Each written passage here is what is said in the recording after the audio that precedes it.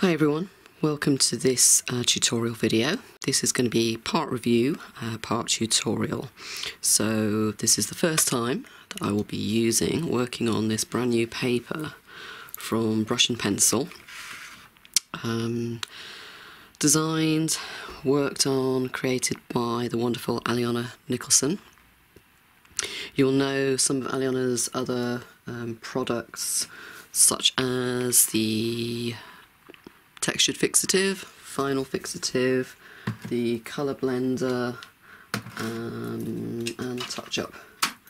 Got the titanium white as well, so I've got the colour pencil blender there. I'm going to try some of these out on the actual paper, but for today I want to try and keep it to just pencils for the eyes, and then we might put it through its paces. I'm going to try out some inks on it in another tutorial or demo, solvents. This one I'm probably going to use either solvents or watercolour pencils, just to, obviously you can see here I'm going to be working on creating a cat eye. So a few little facts about the paper first of all. Obviously on here it says, it's an excellent support for all dry mediums such as coloured pencil, pastel, graphite, charcoal, etc., as well as various liquid mediums. White surface makes applied transparent and translucent colours shine with brilliance. It's archival and is compliant with ISO 11108, which means it will not yellow, darken or deteriorate in any way and will last 100+ years.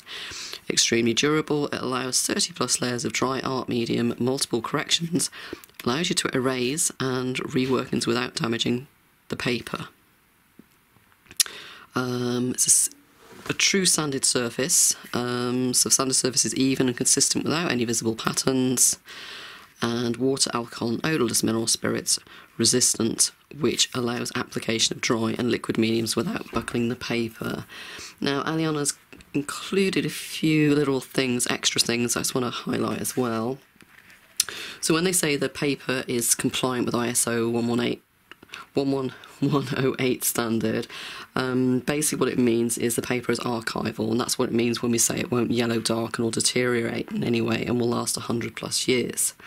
They earned the right to display the standards logo, which is this infinity sign down here, which means acid free, which usually means museum quality. So that, if you see that sign, is the ISO 11108 standard logo. And they are able to include that with all of their product line. They've earned that right. Let's have a look. In fact, the white surface makes applied transparent translucent colours shine with brilliance. This means that the application of any translucent or transparent medium will not be compromised by the colour or value of the paper's support. It's an extremely important feature for any coloured pencil application, since coloured pencil is a translucent medium, and you'll find this more if you work with polychromos. Some of the polychromos, especially the white, is quite translucent. Some of your more wax pencils, less so, but there is still that level of translucency. That's how we build and blend our layers. Saying about sanded surface being even and consistent without any visible patterns.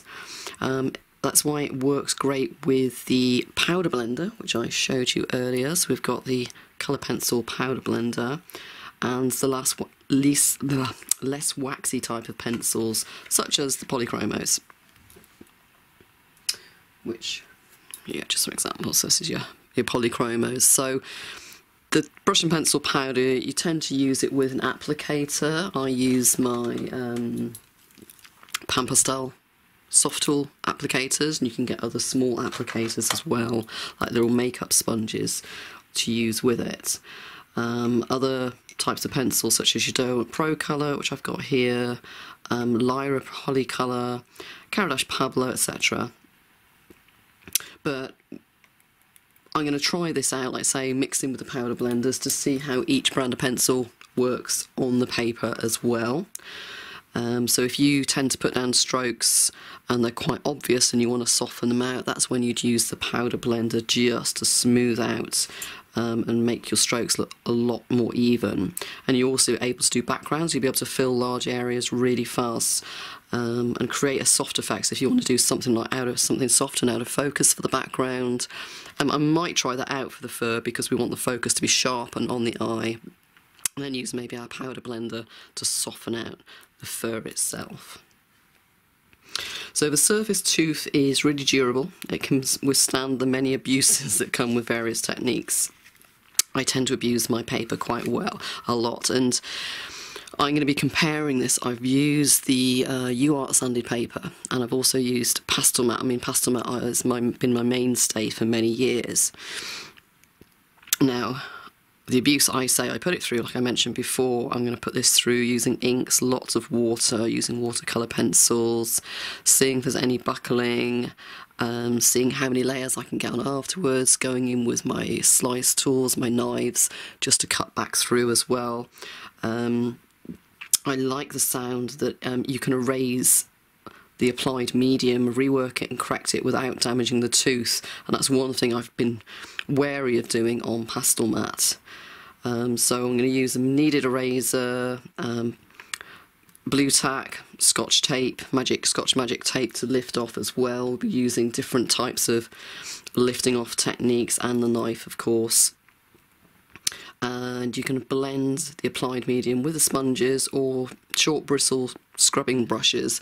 I haven't got one to hand, I don't believe, but basically my short bristle brush, I'm going to bring one in here. This isn't a short bristle brush, it's actually a soft brush, but basically what I do is I get a stiff like hog brush, and I cut it right down, so I've only got literally a small amount of the bristle left, and that forms a really nice stubbly a stubble brush, basically a scrubbing brush. So that is how you could create one using a cheap brush.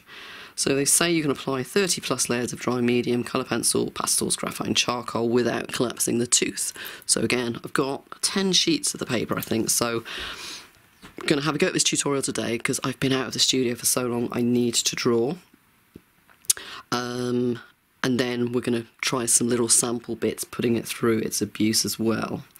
So it also says even though LuxArchival is an abrasive surface, it does allow you to produce sharp lines and render fine details, but you must fill the tooth of the paper first, working on the general shapes and values, and then render the small details or sharp edges. Exactly the same as I teach how to work on sanded papers and also pastel mat. Work on your big areas first, building layers, always using the same light pressure application until we've filled the tooth, and that is when you can go in with your fine details. The people that use pastel mat and get frustrated without practice, it's because they're not putting down enough layers to fill the tooth before they try going in to put their fine layers in, their fine details in. It's just saying here as well, the final and textured fixatives are also great helpers to isolate layers, secure the applied medium to the surface, and allow light values to be applied on top of dark ones. I haven't found the need on sanded papers or on pastel mat to apply any kind of workable fixatives apart from when there's been a flaw in the paper. I've been able to work dark to light, keep repeating that over and over again on the paper. And first touch of this is, can you hear my finger on there? You can actually possibly hear how rough that is. Yeah, I've just rubbed my finger on a sheet of white pastel mat card and it's smooth in comparison. This does feel quite rough, so you know instantly that you're going to get your lights over the top of your darks. So the last point to make is the paper is water, alcohol and odourless mineral spirits resistant, will not buckle under heavy washes of liquid medium. So I'm going to give it a go with Inktense and my Albrecht Dürer's watercolour pencils, inks, possibly some acrylics as well. And you're going to be able to make a nice wash of liquid medium, and then once it's dry, follow it with coloured pencil for more detailed rendering. So like Aliona says in her description, the possibilities are endless with this paper. I love the fact as well It's not quite as bright white as Pastel Matte, but it is obviously a lot whiter than the UArt. The UArt is quite a natural beigey, almost sandpapery colour. So, but this is a really nice base, because I find when it's too white, you can't actually see your whites going down either. So, pencils I'm going to use today as well. I'm going to go in with the Derwent Lightfast. I might bring some of my polychromos in, but I'm going to do this tutorial using the Lightfast, and I would like to try and keep it all as one brand of pencil. Just because that's how I like to do my tutorials, because it's easy for people to follow then. They only need one set of pencils rather than a ton of different makes. So I'm going to get my line drawing transferred onto the paper, and then we're going to dive in.